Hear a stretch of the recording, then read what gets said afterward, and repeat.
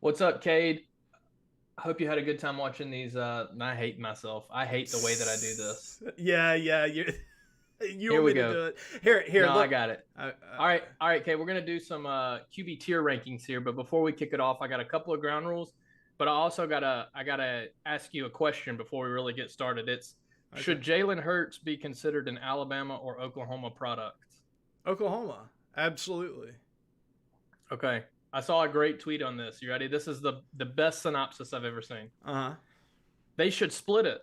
He probably isn't as polished of a passer if he doesn't get coached by Riley and likely won't get drafted by the Eagles. But he can't be a 100% Riley Oklahoma product because we actually saw him win a playoff game yesterday. Oh, come on. Come on. I thought that was that, fantastic. that's pretty good. That's pretty good. That's pretty good. Anyways, look, we're gonna rank some QBs today, Yeah. and I'm really excited. You got to name the tiers here, but I'm gonna give you a couple of ground rules. First, the bottom tier are probably guys we think are not starting next year. Yeah. Other than that, you and I each get one veto. Okay. All right. The That'll first one work. to say the veto on a player gets to place them in any tier that they choose, and you can't veto a veto because you're gonna want to veto mine. I already know it. Okay. Yeah, that'll work. And but other than the vetoes, it's just like me and you trying to come to a consensus, right? We're going to try to come to consensus on these But if we because I know feel there's going to be some big disagreements. Okay, but if we feel really strongly about one guy or another, we can veto the other person's like placement. Absolutely. Okay. And viewers, while you're watching this, hit us with comments. Tell us where we're wrong and what you'd like to see next. Some of these quarterbacks are from beginning of the season, so we're actually talking about their current team quarterback. Yeah, In Brock yeah. Purdy's Think case, about we'll be discussing Brock Purdy and not is it Lance on this one yeah, Trey or Lance. Garoppolo? Yeah. Trey So Lance. that's And going to be for the Seahawks, it's Drew Lock. So just think about that as Geno Smith or, you know. So yeah. that's pretty much what we're doing here. All right, let's go ahead and get started with Jameis Winston. So Oof. Andy Dalton slash Taysom Hill. This is a total dumpster fire of a situation. Absolutely. I hate Yeah. that. I mean, it's Jameis Winston and Andy Dalton, and I loved Andy Dalton in his prime. Yeah. I'm totally off of Jameis. There was a time where I believed that Jameis could actually turn into a pretty good quarterback, but that was when Sean Payton was the head coach. I thought that he could do some interesting things with him, but And even he gave up coaching because of Jameis Winston. yeah, at this point, it's not going to work.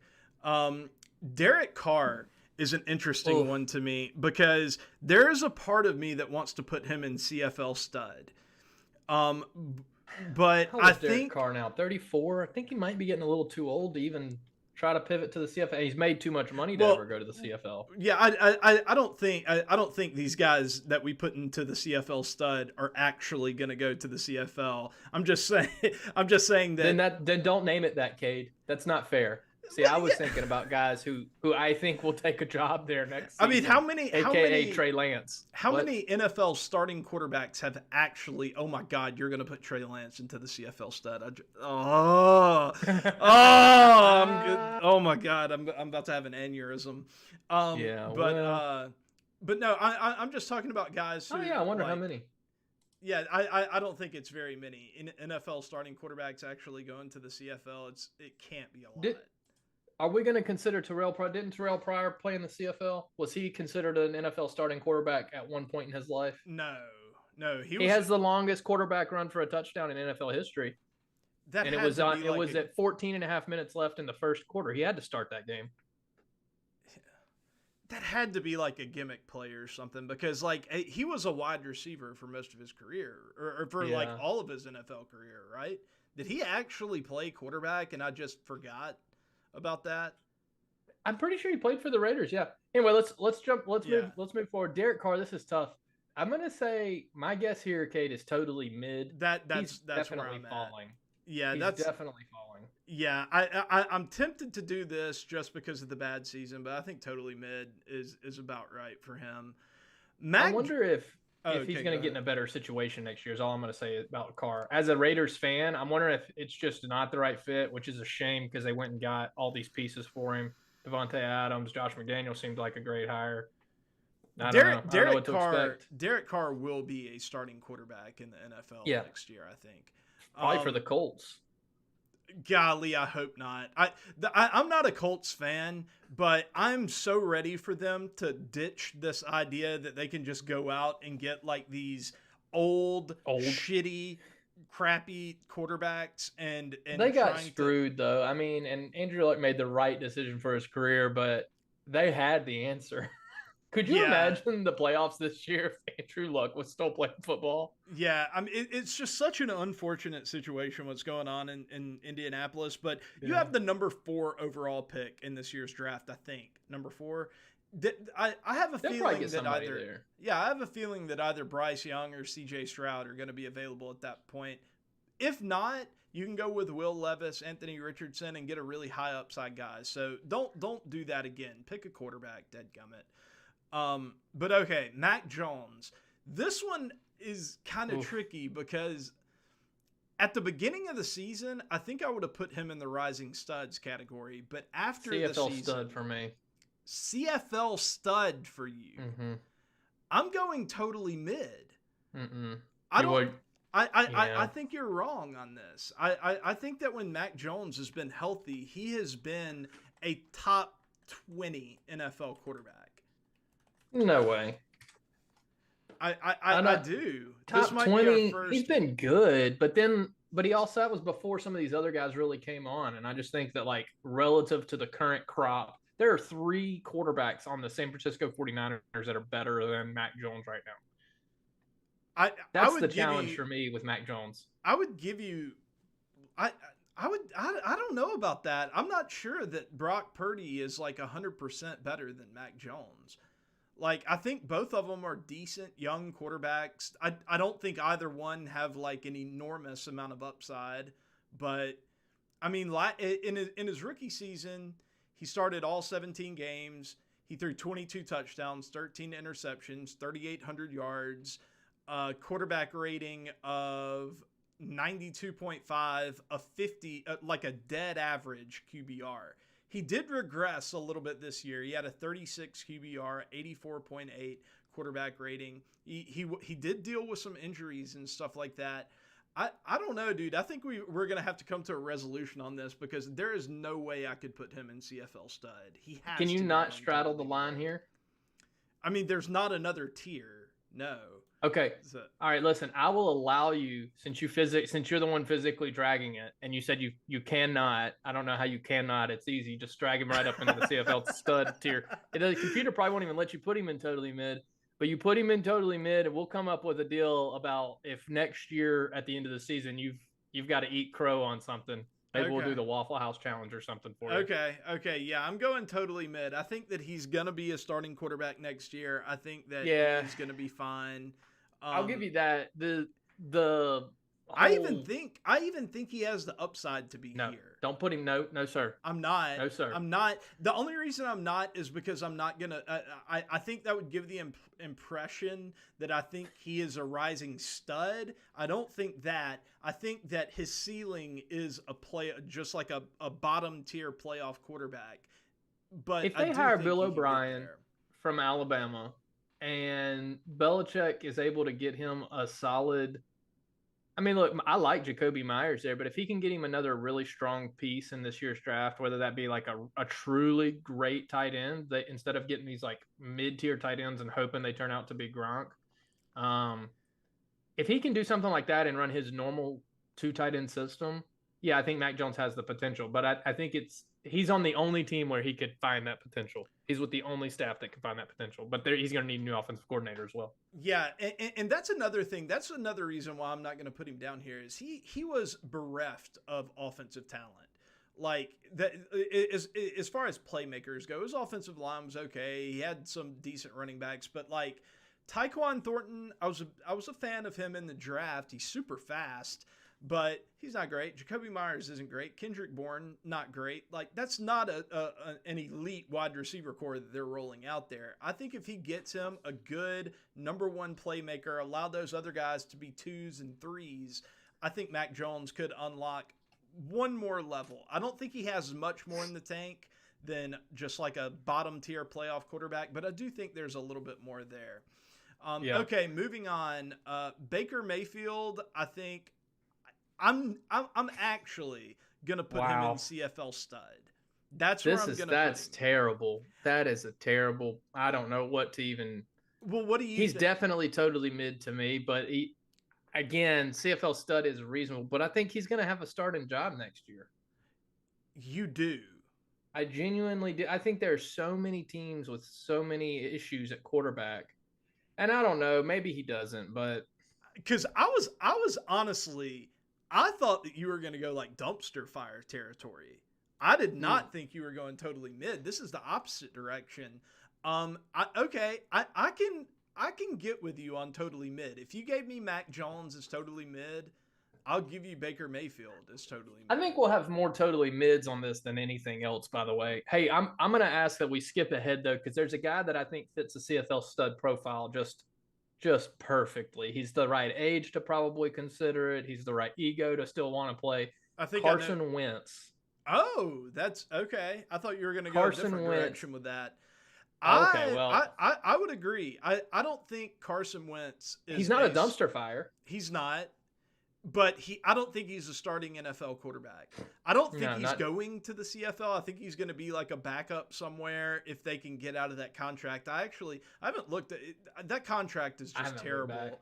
But it seems like it should be getting to the point to where they should be able to like get out of it. But yeah, no, I'm totally with you on CFL stud. That's a good spot. What really happened to him? Do you think? Like, what really caused him to fall? Because he looked like he should have been a rising stud like 3-4 years ago. You know, before the Josh Allen tier existed. I don't know. He could have been there, but I think it's a mental thing. I think that the injuries have caused him to regress a little bit physically. And once that slight regression happened, he didn't have the mental fortitude or the, I guess, intelligence to like figure out how to be a successful quarterback without it, without the arm strength, without the ability to move. You know, that's just that's tough. So man. Just a quick comment, because we're not going to have Sam Howell on the list here, but where would you place Sam Howell with very limited information? Isn't that who's going to be starting next year for the Commanders? Potentially. I mean, we don't know. We don't know what they're going to do in the offseason or in the draft or anything like that. If he is the starting quarterback, there's just not very much information for me to go on. Given where he was drafted and given... Like, he had a pretty good pre-draft pedigree. Like, there were some people who were saying they would spend, like, a late first-rounder on him. But he ends up going in the 5th, so that kind of tells you something there. I would probably put him in CFL stud territory with, like, a chance to get to totally mid, maybe. But, or maybe even better. I don't know. It's just hard to say when you're working with that. Not a lot of information, you know what I mean? Yeah. But okay, let's go with Sam Darnold. I'm dumpster fire here. I'm done with Sam Darnold. I don't think he is an NFL quarterback. What do you think? Oh, that's fine. I think he probably profiles well as another guy who might go to the CFL, but I'll go dumpster fire with you. Okay, yeah. I could see CFL stud. I could see that. And by CFL stud, I think the thing, maybe I should put like CFL stud / backup. You know what I mean? Just like he's not a starter. But I'll just leave it at CFL stud. Justin Herbert. Okay, this is our first like good one. I think I think I'm going to go. I'm a big Justin Herbert guy. I believe in Justin Herbert. I do. So he's not in the Josh Allen tier, I guess. Stud. No, you don't think so? No, put him you think down rising one. Studs? Dude. Yeah, he just hasn't proven it yet. He's got to win a playoff game, I think, to get out of that. Yeah, you're right. You're right. I think he has to stay in rising studs because this is the tier where a lot of the guys in the tier are going to be guys that just haven't proven it yet, but could totally get into this tier or even this tier. Absolutely. Yeah, he has the potential. He's got absolutely the physical talent. What's going to be fun about Justin Herbert is he has to this offense is likely going to get reinvented once again. And uh, we've seen a lot of quarterbacks who've had different offensive coordinators every season of their career. Well, this is now year number 3 or 4 different offensive coordinator, and then when you count that he had a different guy in college, it absolutely was a huge reason why Alex Smith, even though I know he didn't have the skill, the arm talent, and everything that Justin Herbert had, but it's the same reason he didn't transition to the NFL quite as well until he got consistent with coaching. Yeah, that coaching is an enormous thing, man. If you don't have consistent coaching, if you're in a place where there's like ridiculous turnover, like in Houston or something, it's going to be really tough to develop. But okay, moving on. Tua. This is the one that's just incredibly difficult for me to rank, because I would have put him in dumpster fire at the beginning of the season, but he elevated himself when he was healthy so much that I think if it weren't for the injuries, I would put him in rising studs. And depending on what you say, I'm still willing to put him there. But if you go totally mid, I would be willing to roll with that with you. His offensive weapons and overall team situation are better than Justin Herbert's, but I still feel like Justin Herbert was as good. Justin Herbert probably wasn't better when they were both healthy. I think Justin Herbert's a better quarterback.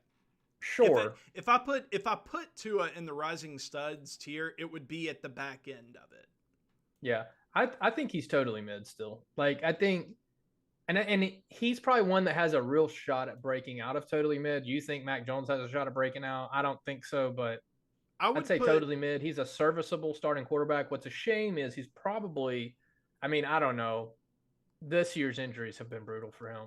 I don't know what he's going to decide, and I'm not going to guess at it, but I know he's got a decision to make. If he comes back, I think I might come to regret this ranking or this tier. But if we're putting him in totally mid, I think we have to put him at the very top. Like Absolutely. I think he's the best. He's a great one, and mid. He's in a great situation. He is. Justin Fields. Okay, this is one I could maybe feel a veto coming on here, but I want to hear what you say about Justin Fields. Where do you think? I won't put a veto on it because I know I'm going to tell you to put him exactly where he belongs, and that's in the rising studs, potential playoff QBs. Beautiful. He is. Okay. And great. It's not because he's I mean, I'm not going to sit here and say running quarterbacks or running backs. I'm saying he's just not. He also, imagine him in a situation with Tyreek Hill as a receiver or a Jalen Waddle. Even like a decent Jarvis Landry. You know what I mean? Like right now, Justin Fields has the worst offense in the NFL around him. Like, he has no playmakers. I mean, Darnell Mooney was hurt for a lot of the season. I don't even really know how good Darnell Mooney really is. I thought he would be great in fantasy. He had a couple of good weeks, but the running backs, I mean, Khalil Herbert, David Montgomery, they're okay. The offensive line is really bad. It's just a terrible situation there. And Chicago, they really need to trade that number 1 overall pick. And I think they absolutely do. I think they will, but and that'll really help. That'll really juice up that entire team, getting all those assets. But yeah, I totally think he's a rising stud. I love what I saw from Justin Fields this past year. Kyler Murray, okay, unfortunate injury. We've seen a lot from Kyler now. This was his 4th year in the league, 3rd, 4th year in the league. It's always hard for something me to like remember. that. There's no way I could put him in totally mid. He's just done too much. I think he's better than Tua, Derek, Mac, and Baker, but at the same time, I don't think I could put him anywhere. He's at the bottom of rising studs / playoff QBs, and I think he's more of like a playoff quarter QB like caliber. Yeah, he's not a rising stud anymore. Was a challenge with him. That's why that tier title is rough. Let's claim he's a potential playoff QB when fully healthy. Yeah, we got to see what happens with their situation as well. Yeah, we almost need another tier. I just don't want it to get too jumbled up for the production or whatever. Okay, God, here's yours. I have a feeling this might be the veto. But where are you putting Daniel Jones? No. You tell me where you want to put Daniel Jones. You tell me where you want to put A guy who has completely revitalized his career with one of the best coaches, who is in a great situation. They just went to the NFC divisional round and lost terribly, sure. But tell me where you think he belongs. And let's not. No, no, no, no, no, no, no, no, no, no, no. We don't need statistics on this. Okay. I was just okay. All right. Okay. I'll say this about Daniel Jones. I would have put him in the CFL stud category at the beginning of the season. I was not a Daniel Jones believer. I would have even probably put him there like 5 weeks into the season whenever the Giants were playing really, really well, because I didn't think they were playing well because of Daniel Jones. And I don't think that like he is. I don't know how much credit I want to give him for the Giants' success this season. I give him some, but I don't know how much. I don't know what percentage he deserves. But with all that being said, he did carry. I mean, he was the quarterback for the Giants, and they did go to the second round of the playoffs. So I think I have to put him in playoff quarterbacks, but I think I want to put him at the bottom. I think he is like the bottom tier guy, but he can be a guy that can take you to the playoffs in a good situation. Let me ask you, and this is more because it feels like you're trying to align him really closely in your head to Tua. It feels like you're kind of thinking that they're roughly equal. One might be a notch above, one might be a notch behind, based on this season. But have you ever seen Tua in the NFL carry a team to a victory? And in the same way that Daniel Jones did, not saying that he did it completely alone, but some games, whenever he makes a big run or a big play, it feels like Daniel Jones kind of did it. Well, sometimes Tua's big plays, it feels like Tyreek Hill kind of did it, and Jalen Waddle kind of did it. I don't ever feel like, oh wow. Well, now, that's the reason. He's got a good arm, but it doesn't ever feel like it's like Tua worked his magic. It's either the team scheme worked out great and they won big, or they lost big because the scheme didn't work. And that's the issue I have with Tua. And I feel like I saw Daniel Jones lead comebacks, and Daniel Jones really fight for yardage, and Daniel Jones pick up big third down conversions with his legs. Like I just feel like he's better than Tua. So I just want to squash that. But I'm gonna tell you, he is my veto. He's going in the Josh Allen tier, I guess. Oh my god. He's almost, because I'm considering the situation, and Brian Daboll's going nowhere. Oh my god. And I want to save my veto for one other one, but I am going to fight you. I almost want to save my veto. God, I want to save it. Oh god, I hope you do. I'm going to use it. Put him in the Josh Allen tier, I guess. Oh my god. I cannot believe that I'm doing that. I think I have cancer. Daniel! Now. Oh my god. You have him above Justin Herbert? Yes. Oh my god, Casey, I'm about to throw up. Whose head coach is gonna help train them up better? Who's gonna have the same offensive coordinator next year? Who's likely gonna have better offensive weapons next year? Wait, he was in a Justin Fields like wide receiver situation and tight end situation this season. He was in a much worse situation than Justin Herbert. Like his offense. Justin Fields. Oh, Justin Fields. Oh yeah. Yeah, like I'm totally willing to give Daniel Jones credit for like doing something with an offense, and you will by putting him in the Josh Allen tier, I guess tier. Yeah, that on paper was really, really bad. Like I think what Daniel Jones did this season was great, but we have several years of like evidence, and you're right, it is possible that like with Brian Daboll they can really get something going, and he can become, you know, an excellent quarterback. But I don't know if I ever see him getting into like the top 2 tiers of quarterback. I see him being like maybe the 9th best quarterback in football at like his peak. I don't think he could ever get into like the top 5 ever. I think he's 6 or 7 right now. And I think that we're going to see that matriculate next season. If the front office can continue to do the things that they can do, to give him a weapon and then to also make that defense better, they're not going to lose 38-7 in the divisional round to the Eagles next year is all I'm saying. What my big concern is, it's a shame that he's in the Eagles division.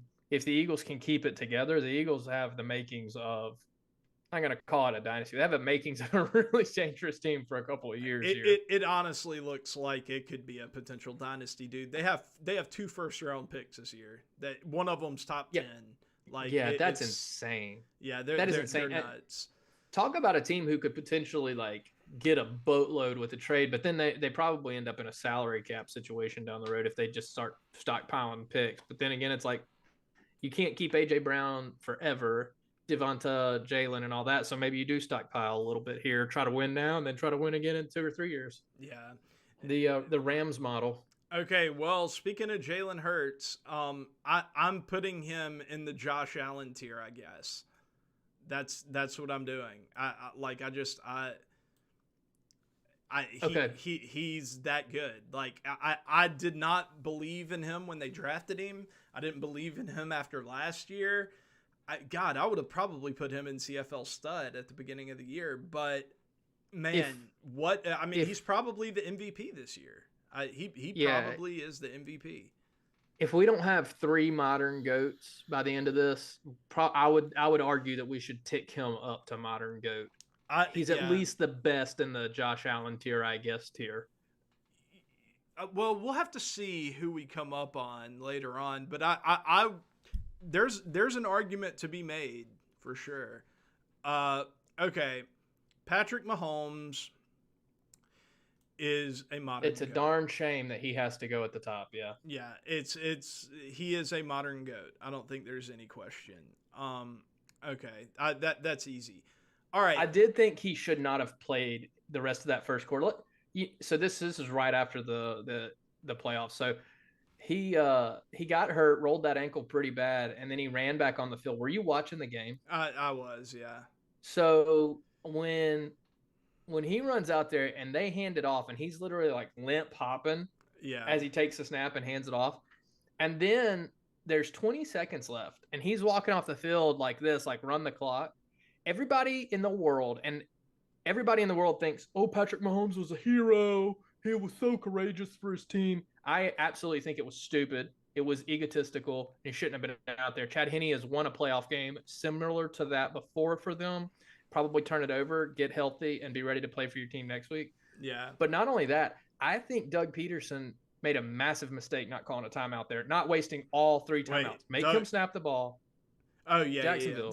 Jacksonville. Jacksonville should have used every timeout at the end of the first quarter because you're not going to use them at the end of the half anyways for anything strategic, most likely. Yeah. And there's no greater strategy in that moment, if he's choosing to stay on the field, than to make him take as many snaps as he can before they can get tape on him. Yeah. You call it what it is. It was his own. I was frustrated that the Jags did not find a way to make him stay out there a little longer before getting looked at. I agree. Because he chose to play. I agree. I agree with the last part for sure. I don't know how much, like Chad Henne he did lead like a really nice looking drive too right before Patrick Mahomes came back out.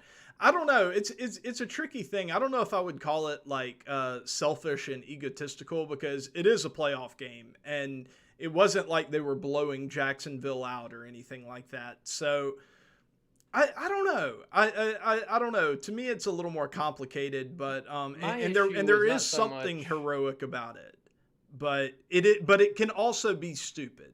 It can also be. It was stupid, is all it was, and only because it's like, yeah, it's a playoff game, and yeah, it's a little close.